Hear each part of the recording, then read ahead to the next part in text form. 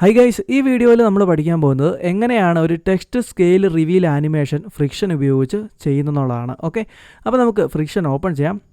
Okay, ഇതിനകത്ത് പുതിയൊരു project open ചെയ്യാം. ഇവിടെ ന്യൂ ബട്ടണിൽ ക്ലിക്ക് കൊടുക്കുക. അപ്പോൾ പുതിയൊരു വിൻഡോ വരും. അപ്പോൾ നമുക്കിവിടെ ഫ്രെയിംസ് മാറ്റി സെക്കൻഡ്സ് ആക്കാം. എന്നിട്ട് 3 സെക്കൻഡ് എടുക്കാം.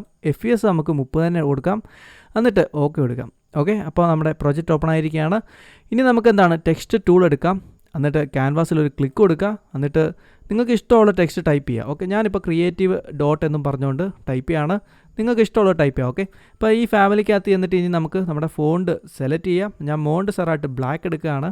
ഓക്കെ, ശേഷം ഒബ്ജക്റ്റ് ടൂളിലേക്ക് വരാം. എന്നിട്ട് നമുക്ക് ക്യാൻവാസിൽ എവിടെയെങ്കിലും ഒക്കെ ക്ലിക്ക് ചെയ്യാൻ ശേഷം ഒന്നുകൂടി ലെയർ സെലക്ട് ചെയ്യുക.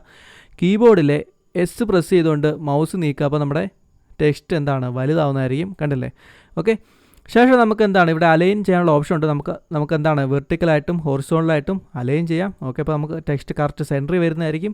ഇനിയാണ് നമ്മുടെ ആനിമേഷൻ കൊടുക്കേണ്ടത്. അപ്പോൾ എന്ത് ചെയ്യണം? ടെക്സ്റ്റിൻ്റെ ഓപ്ഷൻസ് എക്സ്പാൻഡ് ചെയ്യുക. ഓക്കെ, അതിനകത്ത് ടെക്സ്റ്റ് എഫക്ട്സിനകത്തില്ല.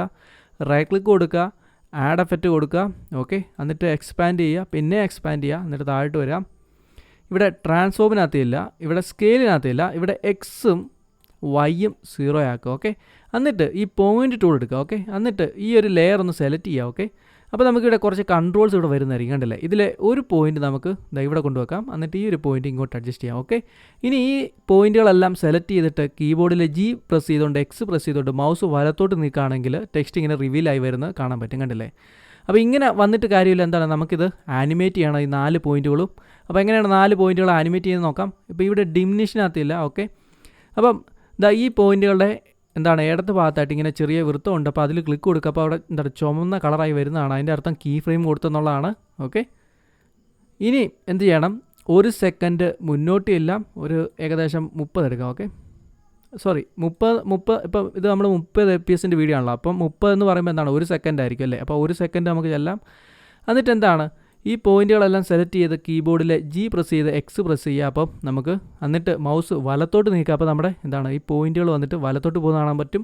അതനുസരിച്ച് ടെക്സ്റ്റ് റിവീലായി വരുന്ന കാണാൻ പറ്റും. ഇനി ഒന്ന് പ്ലേ ചെയ്ത് നോക്കുക എങ്ങനെയുണ്ടെന്ന് അറിയാം. ഓക്കെ, നൈസായിട്ടുണ്ടല്ലേ? നമുക്ക് കാണാൻ പറ്റും. ഓക്കെ, ഇനി നമുക്ക് എന്താണ് കുറച്ച് നേരത്തേക്ക് എന്താണ് ഈ ടെക്സ്റ്റ് എന്താണ് ഇങ്ങനെ റിവീലായി ഇരുന്നാൽ മതി. പിന്നീട് തിരിച്ച് എന്താണ് പഴയ പോലെ തന്നെ അങ്ങ് മറിഞ്ഞു പോകുന്നതായിട്ട് എങ്ങനെ ആക്കാമെന്നുള്ളത് നോക്കാം. അപ്പോൾ കുറച്ച് മുന്നോട്ട് എല്ലാം. ഓക്കെ, എന്നിട്ട് ഈ പോയിൻറ്റുകളുടെ എല്ലാം എക്സ്പാൻഡ് ചെയ്യുക. ഓക്കെ, അപ്പം ഞാനിവിടെ ഒരു കീ ഫ്രെയിം അല്ലാതെ തന്നെ ആഡ് ചെയ്തിട്ടുണ്ട്. അപ്പം നമ്മൾ ചെയ്യേണ്ടത് ഇതെല്ലാം എക്സ്പാൻഡ് ചെയ്യുക. എന്നിട്ട് ഇതിലെ എക്സിനാണ് നമ്മളിപ്പോൾ ശരിക്കും ആനിമേഷൻ കൊടുത്തിരിക്കുന്നത് കേട്ടോ. അപ്പോൾ എക്സ് എല്ലാം അങ്ങ് സെലക്ട് ചെയ്യുക. ഓക്കെ, ഇതിലെ എക്സ് എല്ലാം ഷിഫ്റ്റ് ക്ലിക്ക് ചെയ്തുകൊണ്ട് സെലക്ട് ചെയ്യുക. എന്നിട്ട് റൈറ്റ് ക്ലിക്ക് കൊടുക്കുക, ആഡ് കീ കൊടുക്കുക. ഓക്കെ, അപ്പോൾ അതിനെല്ലാം നമ്മൾ കീ ഫ്രെയിം ആഡ് ചെയ്യുന്നതായിരിക്കും. ഓക്കെ, ശേഷം കുറച്ച് എന്താണ് മുന്നോട്ട് എല്ലാം.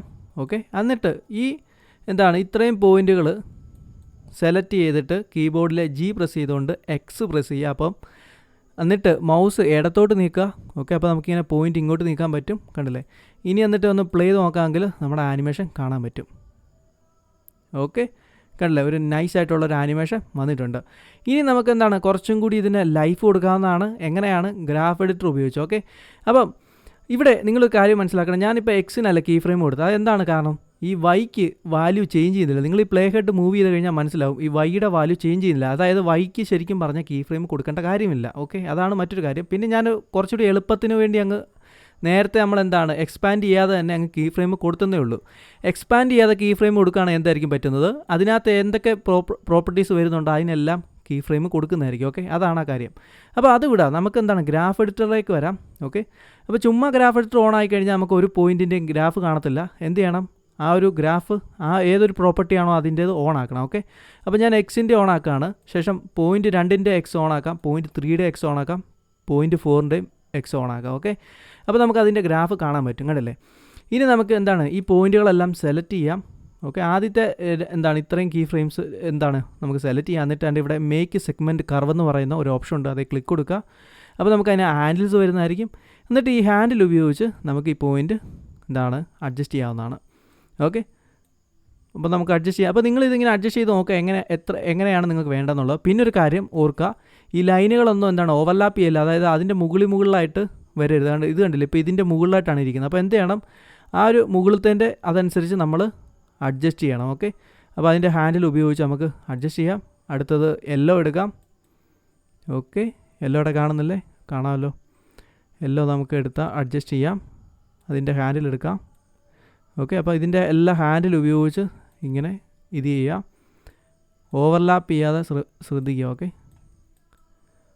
ഓവർലാപ്പ് ചെയ്താൽ നമ്മൾ ഉദ്ദേശിക്കുന്ന ഒരു ആനിമേഷൻ എനിക്ക് ഇതില്ല വരുന്നത് കാണില്ലേ? ഇതുപോലെ ഓവർലാപ്പ് ചെയ്യാതെ ചെയ്യുക. ഇതുപോലെ തന്നെ ഇപ്പുറത്തും അങ്ങ് ചെയ്യുക, ഓവർലാപ്പ് ചെയ്യാതെ നോക്കുക. ഓക്കെ, അപ്പോൾ ഇത് ഉപയോഗിച്ച് കൺട്രോൾ ചെയ്യുക. ഓക്കെ, ഇപ്പം ഞാൻ വെക്കുന്ന എക്സ് പോലെ തന്നെ, അതായത് ഈ ഒരു എക്സ് കർവ് പോലെ തന്നെ നിങ്ങളും വെക്കണമെന്നൊന്നുമില്ല കേട്ടോ.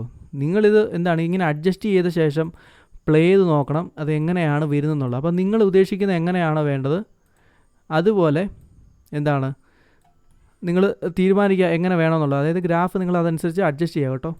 അപ്പം ഞാനൊരു സാമ്പിളായിട്ട് കാണിക്കുന്നതേ ഉള്ളൂ. ഓക്കെ, കണ്ടില്ല, നമ്മൾ ഓവർലാപ്പ് ചെയ്യാതെ തന്നെ ഇതെല്ലാം ചെയ്തിട്ടുണ്ട് അല്ലേ? ഇനി നമുക്ക് ഒന്ന് പ്ലേ ചെയ്ത് നോക്കാം. ഓക്കെ, അപ്പം നിങ്ങൾ വേറൊരു കാര്യം ശ്രദ്ധിച്ച് മനസ്സിലാവും. നിങ്ങൾ ആദ്യമായിട്ട് ഫ്രിക്ഷൻ ഉപയോഗിക്കുന്നെങ്കിൽ ആദ്യമേ നമ്മൾ പ്ലേ ചെയ്യുന്ന സമയത്ത് എന്താണ് ഇത് റാമിൽ ഒരു ക്യാഷ് ഇത് ചെയ്യും കേട്ടോ.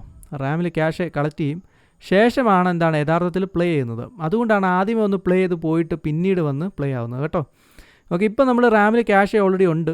ഓക്കെ, അതുകൊണ്ട് തന്നെ ഇനിയും പ്ലേ ചെയ്ത് കഴിഞ്ഞാൽ ആ ഒരു ക്യാഷ് കളക്ട് ചെയ്യുന്നത് കാണിക്കത്തില്ല. അതേസമയം നമ്മൾ എന്തെങ്കിലും മാറ്റം വരുന്നുണ്ടെങ്കിൽ പിന്നെ അത് ക്ലിയർ ചെയ്തിട്ട് പുതിയത് കളക്ട് ചെയ്യും. ഓക്കെ, ഇപ്പോൾ നമ്മുടെ ആനിമേഷൻ എങ്ങനെയുണ്ടെന്നുള്ളത് കാണാൻ പറ്റും കണ്ടോ. ഓക്കെ, അപ്പോൾ ഇത്രയേ ഉള്ളൂ. അപ്പോൾ ഇനി ഞാൻ റെൻഡറിങ്ങിലെ കാര്യത്തിലേക്ക് ഒന്നും കടക്കുന്നില്ല, അത് നമ്മുടെ വീഡിയോയിലെ ലെങ്ത്ത് പിന്നെയും കൂടിപ്പോവും. ഞാൻ കഴിഞ്ഞ പ്രാവശ്യമേ പറഞ്ഞിട്ടുള്ളതാണ്. ഓക്കെ, അപ്പം അത്രയേ ഉള്ളൂ എനിക്ക് പറയാനായിട്ട്. ബാക്കി നിങ്ങൾക്ക് എന്താണ് ക്യൂവിനകത്ത് ചെന്നിട്ട് എന്താണ് ആഡ് ചെയ്തിട്ട് അതിൻ്റെ പ്രോപ്പർട്ടീസിനും കാര്യത്തിലും ഒക്കെ ചെന്നിട്ട് നിങ്ങൾക്ക് റെൻഡർ ചെയ്യാനും എക്സ്പോർട്ട് ചെയ്യാനും ഒക്കെ എക്സ്പോർട്ട് ചെയ്യാവുന്നതാണ്. ഓക്കെ, അപ്പോൾ അത്രേ എനിക്ക് പറയാനുള്ളൂ. വീഡിയോ ആയിട്ട് ബന്ധപ്പെട്ട് എന്തെങ്കിലും സംശയങ്ങളോ അഭിപ്രായങ്ങളോ ഒക്കെ ഉണ്ടെങ്കിൽ തീർച്ചയായിട്ടും താഴെ കമൻറ്റ് സെക്ഷൻ അത് കമൻറ്റ് ചെയ്യുക. വീഡിയോ ഇഷ്ടപ്പെട്ട് കഴിഞ്ഞാൽ ലൈക്ക് ചെയ്യുക, നിങ്ങളുടെ കൂട്ടുകാർക്ക് ഷെയർ ചെയ്ത് കൊടുക്കുക. ഈ ചാനൽ മറക്കാതെ സബ്സ്ക്രൈബ് ചെയ്യുക. Okay guys.